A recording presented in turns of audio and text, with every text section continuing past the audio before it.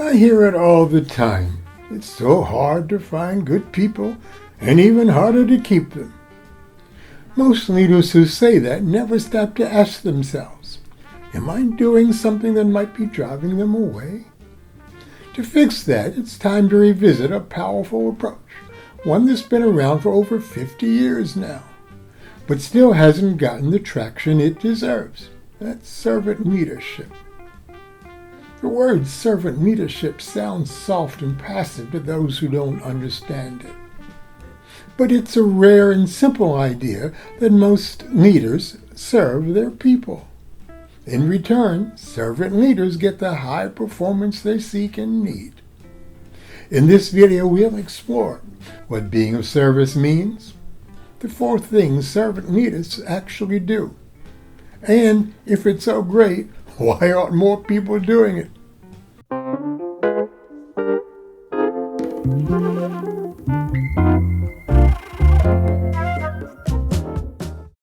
Hello, I'm Dr. Michael Broom. Thanks for watching my leadership and self-mastery videos. Servant leadership works. Just ask Alain Bernard, a French leader of a startup developing a new and powerful scheduling app.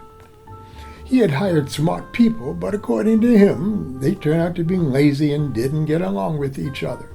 He'd gotten rid of one after the other until his turnover in a 9-month period reached 100%. His business was failing.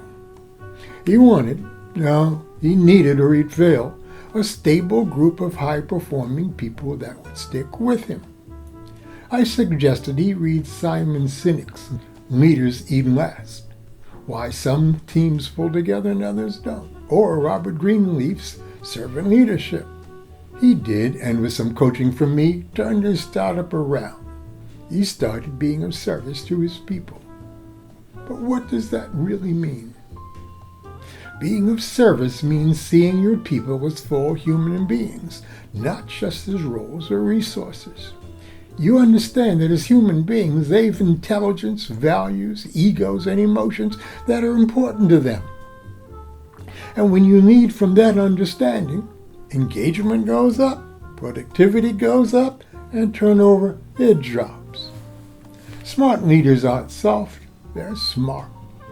They know that people who feel acknowledged and respected deliver better and more sustainable results. Let's take a look at the 5 core values that set these servant leaders apart. The first is empathy. They genuinely care. They tune in to how their people feel, not just what they do. That creates safety, which opens the door to real and meaningful dialogues.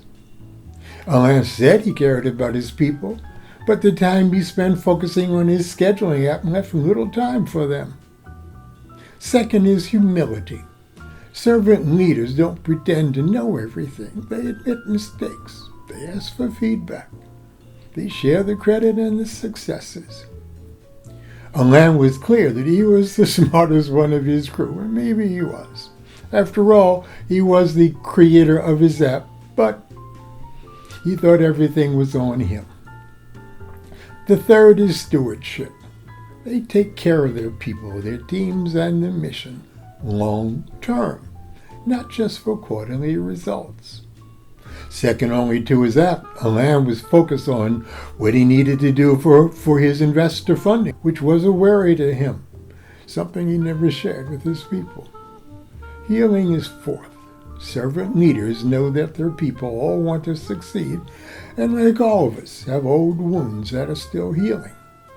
So they foster environments where people can grow, take risks, and let go of past battles.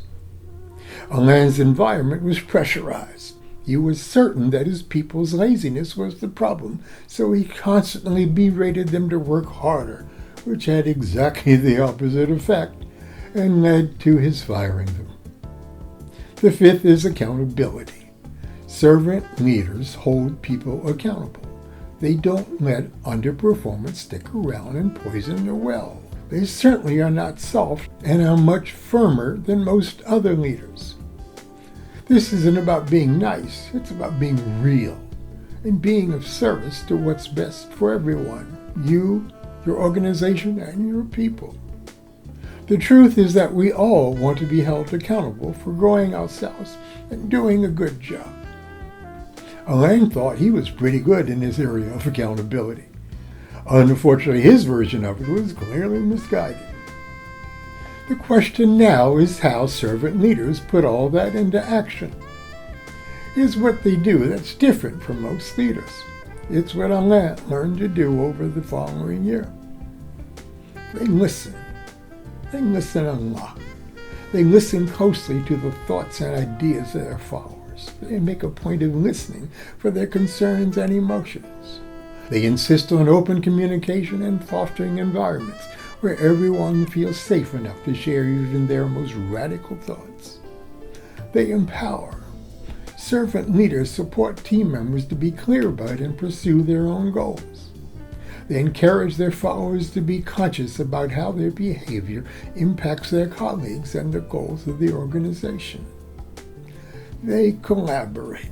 Service leaders understand the importance of collaboration, the MO of all successful teams. They assure everyone contributes their unique strengths and perspectives. They facilitate as part of their leadership. They share decision-making. They mentor.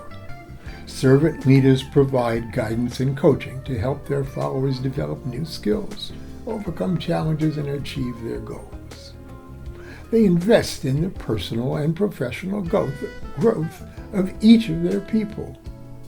That kind of leadership is magnetic. People don't want to leave leaders like that. As Alain rebuilt his staff with his new perspective, things turned around. Given the small size of his staff, it didn't take very long. You would notice his grin broadening week by week as he learned to lead his enterprise and its people rather than being solely focused on his product and finances. Still, that leaves the question, if servant leader is so great, why aren't more leaders doing it? First, I suspect a lack of role model. Many leaders still default to command and control. It's how they're led, and it's how they lead. Related is the lack of awareness or skill. Many leaders are simply not aware of servant leadership nor understand the benefits it can bring. Some may not have the personal insight and strength, without which this leadership style can be very challenging. Then there are the misconceptions that abound. As mentioned, some think servant leadership means being weak, but it's not. It's about sharing power, not giving it up, but multiplying it. Plus, they hold their people accountable much more than others. Short-term thinking is a prevalent barrier. Servant leaders focus on long-term goals. Unfortunately, many leaders are chasing quick wins because that's what's expected of them, or that's because that's all they know.